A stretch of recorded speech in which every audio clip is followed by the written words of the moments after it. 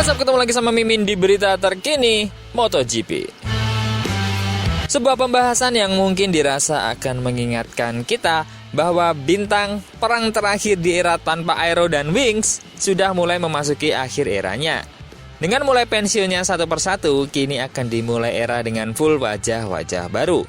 Sebut saja Stoner yang pensiun di usia muda, Lorenzo, Pedrosa, Rossi, dan yang terakhir adalah Alex Espargaro. Dan masa berikutnya adalah Zarco, Miller, dan juga Marc Marquez. Dengan performa yang sudah mungkin jarang terlihat di depan, apakah masa tua ini sudah ditandai datangnya? Meskipun begitu, di antara keempatnya, Marc Marquez lah yang saat ini masih konsisten berada di barisan depan, setidaknya 5 besar.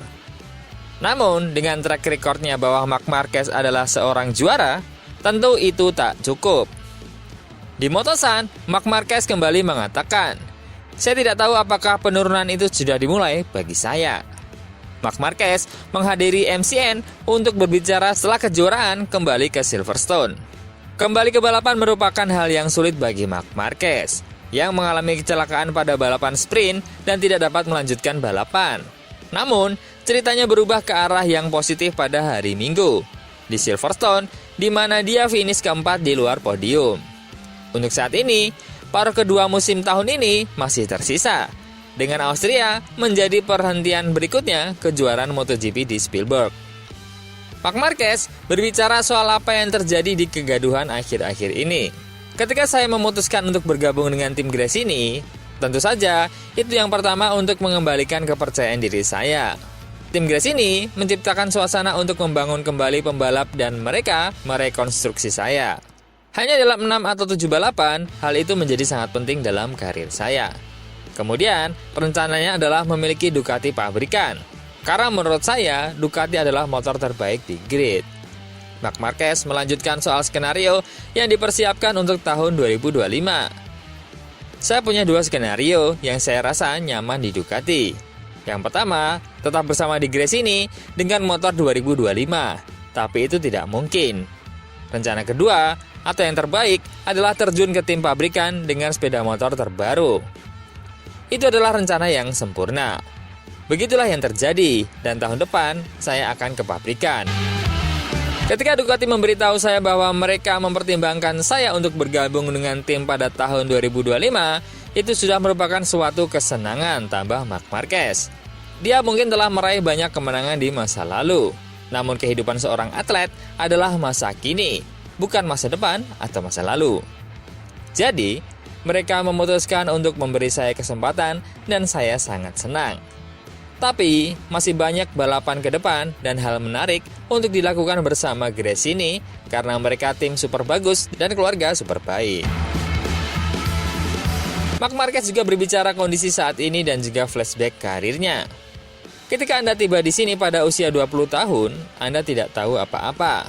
Anda hanya menggunakan naluri alami, melawan nama-nama besar, dan Anda tidak akan rugi apa-apa. Saat ini, pembalap muda datang dengan kecepatan berbeda, tanpa cedera dan naluri alami.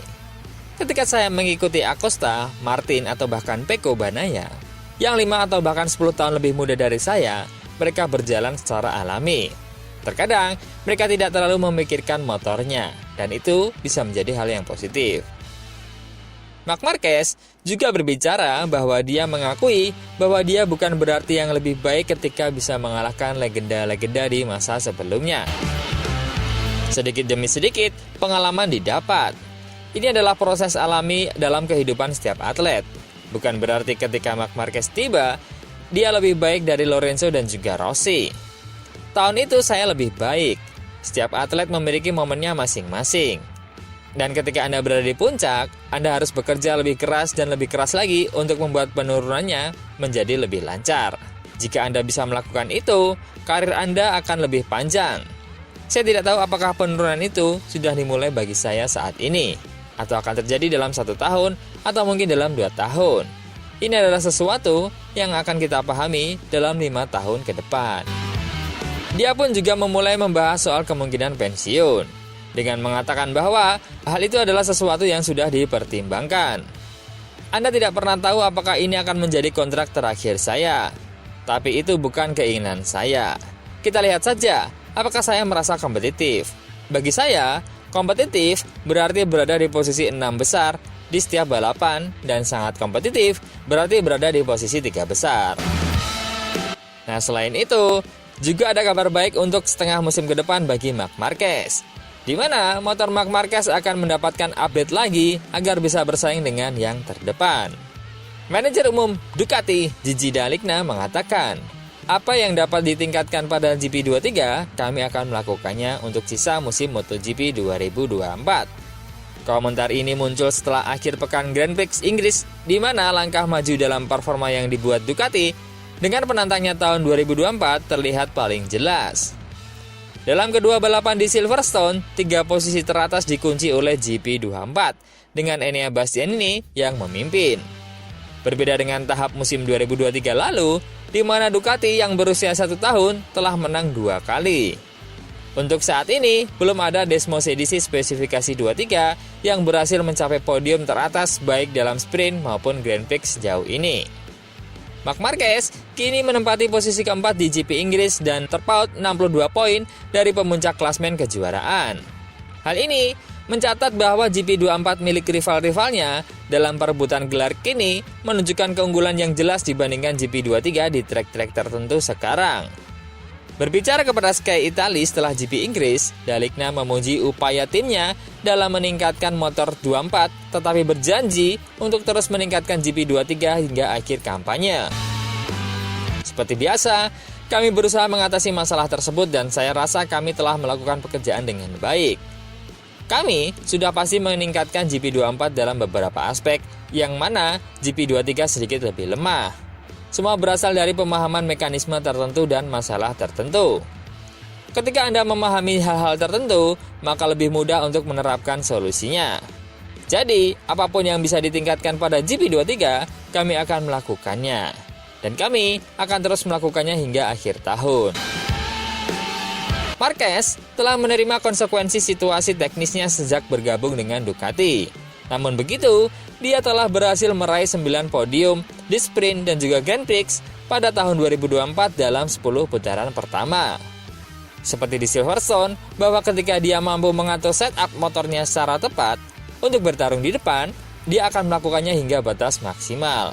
Melihat Ducati 24 yang dibawa Jorge Martin dan juga Enea superior, tentu itu menyenangkan bagi Ducati. Namun di sisi lain, itu juga menjadi dilema karena pembalap itu akan membalap untuk pabrikan lain di musim depan.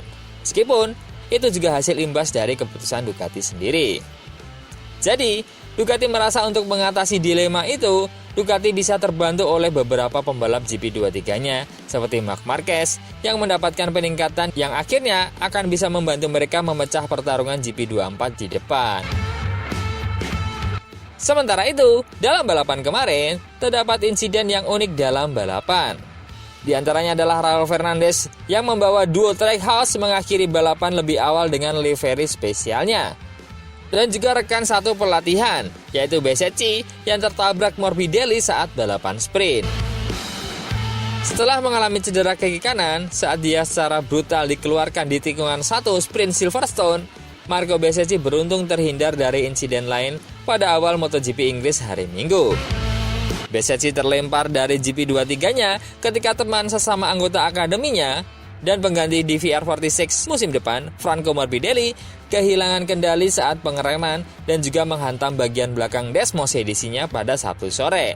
Morbidelli datang mengunjungi saya setelah sesi itu. Dia meminta maaf.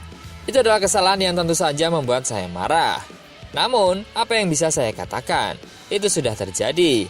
Jadi saya menerima permintaan maafnya. Dan saya yakin dia tidak melakukannya dengan sengaja.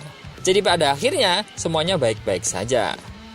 Morbidelli menerima penalti putaran panjang ganda oleh FIM karena berkendara dengan cara yang tidak bertanggung jawab sehingga menyebabkan kecelakaan.